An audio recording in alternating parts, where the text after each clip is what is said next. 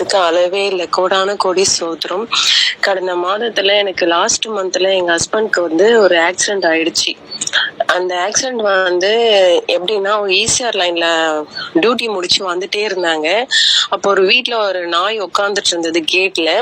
இவங்க வரும்பொழுது கரெக்டா அந்த நாய் வந்து கிராஸ் பண்ணிட்டு அவங்க வந்துட்டே இருந்தாங்க. பைக்ல இப்படி கிராஸ் பண்ண உடனே அவங்க டக்குன்னு பிரேக் போடும் போது சடனா கீழே விழுந்துட்டு அப்படியே தேய்ச்சிட்டே போயிட்டாங்க அவங்க. அந்த நாய் திரும்பவும் அதே வீட்டுல போயிட்டு அந்த கேட்டான படுத்துச்சு. படுத்துட்ட உடனே அவங்க தேய்ச்சிட்டே போயிட்டு போன் எல்லாமே பயங்கரமா அடிபட்டுட்டு இருந்தது. அதுக்கப்புறம் வீட்டுக்கு வந்தோடனே எல்லாமே ட்ரெஸ் எல்லாம் ரொம்ப கிழிஞ்சிட்டு ஃபுல்லா பிளட்டா இருந்தது. அதுக்கப்புறம் இந்த மெசேஜ சொன்ன உடனே நான் அடுத்த நிமிஷமே ஆண்டவர்கிட்ட முழங்கால் படிட்டு ஜெபிச்சேன். ஆண்டவரே, எவ்வளவு பெரிய ஆக்சிடென்ட் ஆக வேண்டியது. பக்கத்துல ஈசிஆர் பஸ் கார் எல்லாமே போகும். ஆனா அந்த ரோட்ல ஈசிஆர்ல விழாம இந்த சைட்ல விழுந்துட்டாங்க. அவங்க கொஞ்சம் வீடு இருக்க சைட்ல விழுந்திருந்தாங்க. ஆண்டவர் அவ்வளவு அற்புதமா அந்த சின்ன ஆக்சிடென்ட் ஆக்கினார். பெரிய ஆக்சிடென்ட் ஆயிருந்தா என் லைஃப் என்ன ஆயிருக்கும்.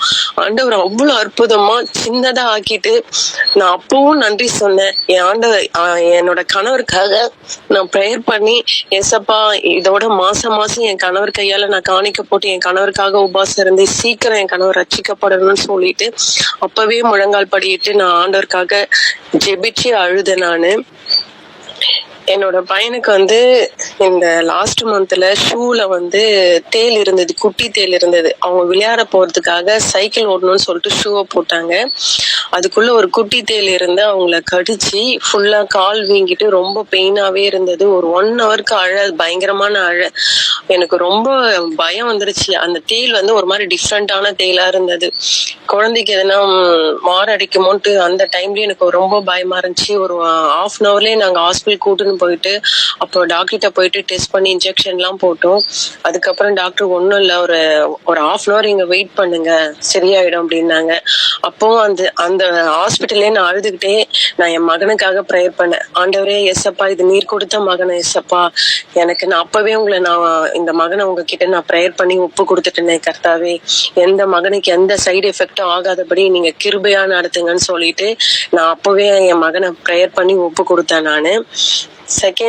தேர்ட் வந்து ஷாப்ல வந்து எனக்கு பயங்கர உபத்திரம். ஒரு 2 மந்த்ஸாவே நான் அப்பா கிட்ட, ரெஜினம்மா கிட்ட, இந்த குரூப்ல எல்லாம் சாலமன் சிஸ்டர் கிட்ட சொல்லி நான் ப்ரேயர் பண்ண சொல்லியிருந்தேன் நானு. எனக்கு என்ன ஷாப்புக்கு எனக்கு ஆப்போசிட்லயே ஒருத்தவங்க வந்து என்னோட ஷாப் மாதிரி பார்லர் ஓபன் பண்ணிட்டாங்க. ரொம்ப உபத்திரமா இருந்தது எனக்கு. கஸ்டமர்லாம் சுத்தமா வராம எல்லாரும் அவங்க பெரிய ஷாப் ஓபன் பண்ணிருக்காங்க அப்படின்னு சொல்லிட்டு அங்க போக ஆரம்பிச்சாங்க. இதனால பயங்கர டிப்ரெஷனா நான் ஷாப்கே போகாம வீட்லயே தான் அழுது நான் ஜெபிச்சுக்கிட்டு ரொம்ப கவலைப்பட்டுட்டே தான் இருந்தேன். நான் ப்ரேயர்ல என்னால ரொம்ப ஃபீல் பண்ணிட்டு ப்ரேயர்ல என்னால கலந்துக்க முடியாது அதிகமா. அப்ப நான் வந்து ஒரு நாள் வந்து சிஸ்டர் பிரியா சாலமன் சிஸ்டர் வந்து ஈவினிங் ப்ரேயர்ல வந்து ப்ரேயர் பண்ணும் போது நான் வந்து நியூட் எடுத்துட்டு, இந்த மாதிரி சிஸ்டர் எனக்கு இவ்வளவு ப்ராப்ளமா இருக்கு, கொஞ்சம் ப்ரேயர் பண்ணுங்க சிஸ்டர் அப்படின்னு சொல்லும் போது அப்ப வந்து சாம் அப்பா வந்து டக்குன்னு நியூட் எடுத்துட்டு, உன் பக்கத்துல 1000 கடை திறந்தாலும் எந்த கடை திறந்ததுனாலும் கர்த்தர் நீ விசுவாசித்தா கர்த்தனுடைய மகிமை காண்பாய், நீ விசுவாசோட ஜெபி, ஆண்டவர் அந்த இடத்துல உன்னை உயர்த்துவார் அப்படின்னு சொல்லிட்டு சொன்னாங்க. அதுக்கப்புறம் ஈவினிங் ப்ரேயர்ல பிரியா சாலமன் சிஸ்டர் கம்பல்சரி நான் இருக்கும் போது என்னோட ஷாப்காக அவங்க ப்ரேயர் பண்ணிட்டே தான் இருப்பாங்க. நான் ரெஜினம்மா கிட்ட ப்ரேயர் பண்ணும் போதும் அவங்க எனக்கு ஷாப்புக்காக, என் ஃபேமிலிக்காக எப்பயுமே ப்ரேயர் பண்ணிட்டே தான் இருப்பாங்க. அவங்க 10 days தான் கடை ஓபன் பண்ணி இருந்தாங்க. அதுக்கப்புறம் இந்த மந்த்ல அவங்க ஃபர்ஸ்ட்லயே காலி பண்ணின்னு போயிட்டாங்க அந்த ஷாப்பை. எனக்கு ஓடல, சரியா வருமானம் வரலன்னு சொல்லிட்டு இந்த இடத்துல இருந்து அவங்க காலி பண்ணின்னு போயிட்டாங்க. அப்பவே முழங்கால் படிக்கிட்டு ஆண்டவர்கிட்ட நான் ஜெபிச்சேன். என் கண்ணீர், என் உபவாசம், நான் வந்து ப்ரேயர் ஹவுஸ்ல எனக்காக ப்ரேயர் பண்ண சிஸ்டர், அப்பா, அம்மா எல்லாரும் எனக்காக ப்ரேயர் பண்ணாங்க. இந்த ஜபத்தை கேட்டு ஆண்டவர் எனக்கு இவ்வளவு விடுதலை கொடுத்தீங்களேன்னு சொல்லிட்டு நான் அப்பவே அழுது நான் ஜெபிச்சேன். எனக்கு ஆண்டவர் எனக்கு இவ்வளவு அற்புதம் செஞ்சிருக்காரு. ஏன்னா நான் வந்து 40ல இருந்தே ரட்சிக்கப்பட்டு நிறைய ப்ரேயர் பண்ணுவேன், போவேன். ஒரு சில விஷயத்துல எனக்கு பயங்கர டிப்ரெஷன் ஆயிட்டு கொஞ்சம் ஆண்டவரை விட்டு விலகி போகல. பட் எனக்கு அந்த ஒரு எனர்ஜி இல்லை எனக்கு.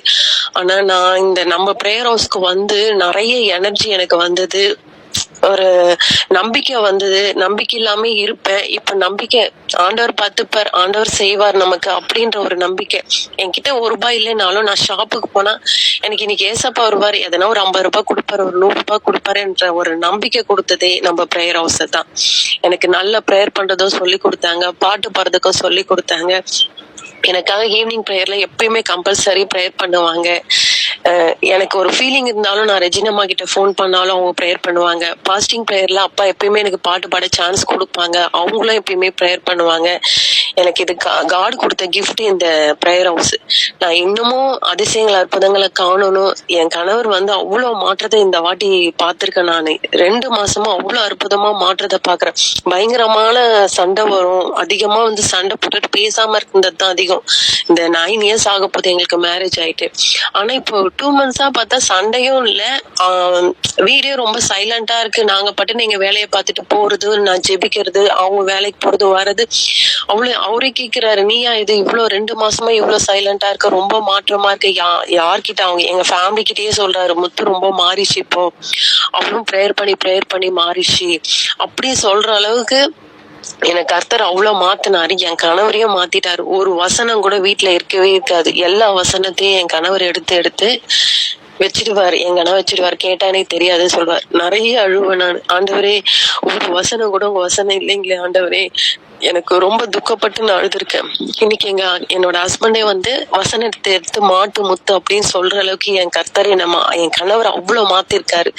இது எல்லாமே நம்மளோட பிரேயர் ஹவுஸருடைய பிரேயர் தான். இந்த மாதிரி ஒரு பிரேயர் ஹவுஸ் கொடுத்ததுக்கு நான் காடுக்கு ரொம்ப ரொம்ப நன்றி சொல்லுவேன், கிஃப்ட்னு சொல்லுவேன் நானு. இந்த சாட்சியை கொடுத்த ஆண்டவருக்கு கோடான கோடி சோத்திரம் அப்பா. அடுத்த மாதத்துல இதை விட எனக்கு அற்புதம் அதிசயம் செஞ்சு நான் நிறைய சாட்சி சொல்லணும். இயேசு மூலம் ஜெபிக்கிறேன் ஜீவனுள்ள நல்ல பிதாவே, ஆமென்.